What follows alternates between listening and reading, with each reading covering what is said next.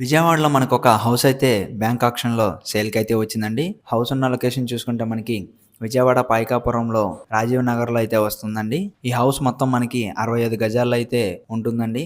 ఈ హౌస్ యొక్క ఫేసింగ్ చూసుకుంటే నార్త్ ఫేసింగ్ అయితే వస్తుంది. ఈ హౌస్ సింబాలిక్ పొజిషన్‌లో ఉందండి. పొజిషన్ తీసుకొనైతే మనకి హ్యాండ్ ఓవర్ చేస్తారు. No problem. ఈ హౌస్ యొక్క స్టార్టింగ్ ప్రైస్ చూసుకుంటే మనకి 28,00,000 అండి. గమనించగలరు. ఆక్షన్‌లోకి వెళ్తే ప్రైస్ అనేది పెరుగుతుంది.